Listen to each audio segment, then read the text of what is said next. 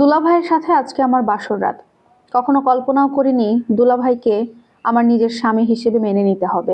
আমার বোন দুলাভাই 2 বছর প্রেম করে বিয়ে করেছিল।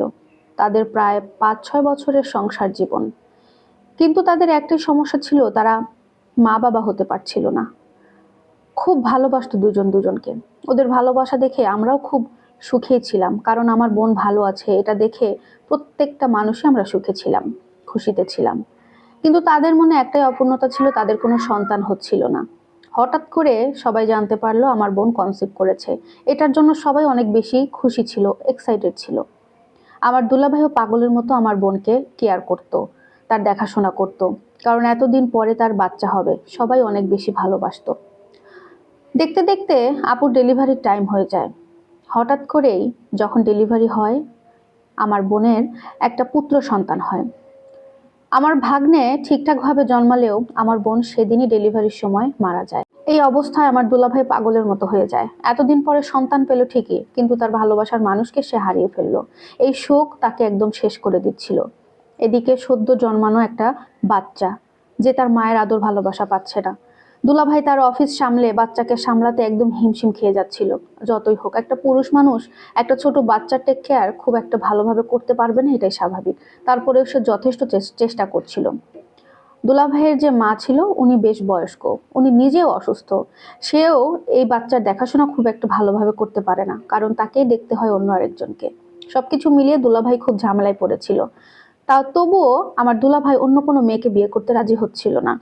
তার মা অনেকবার বলেছে, বাবা তুই একটা বিয়ে কর, যেহেতু আমার এই অবস্থা, আমি কিছু করতে পারছি না, তোর একটা ছোট বাচ্চা আছে, সবকিছু মিলিয়ে তুই অফিস সামলাতে পারবি না, তোর একটা বিয়ে করা দরকার, অন্তত পক্ষে তোর বাচ্চার দিকে তাকিয়ে। শেষ পর্যন্ত অনেক দিন পরে আমার দুলাভাই রাজি হয় বিয়ে করতে, সবকিছুর উদ্দেশ্যে।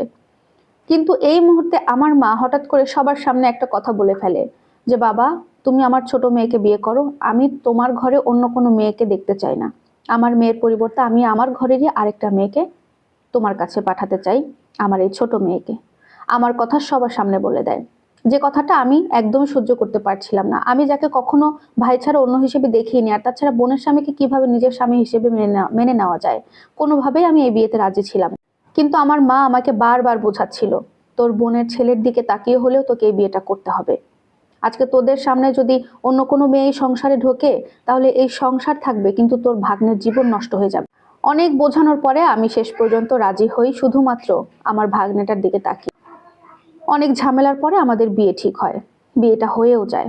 বাসর রাতে আমার দুলাভাই আমাকে সরাসরি এসে বলে, দেখো এখন থেকে তুমি আমার স্ত্রী, আমরা স্বামী স্ত্রী। আগে যে সম্পর্ক ছিল সেটা ভুলে যাও। তোমাকে এই ছেলের দায়িত্ব নিতে হবে একদম মা হিসেবে, খালা হিসেবে নয়। আমিও সবকিছু মন থেকেই মেনে নিয়েছিলাম। আমাকে দুলাভাই আরো বলেছিল, এখন থেকে তুমি এই বাড়ির কর্ত্রী, তোমার যা লাগবে যখন যেটা মনে হবে তুমি তখন সেটা আমাকে বলবে, সেটাই করবে, কোনো কিছুতে তুমি লজ্জাবোধ করবে না।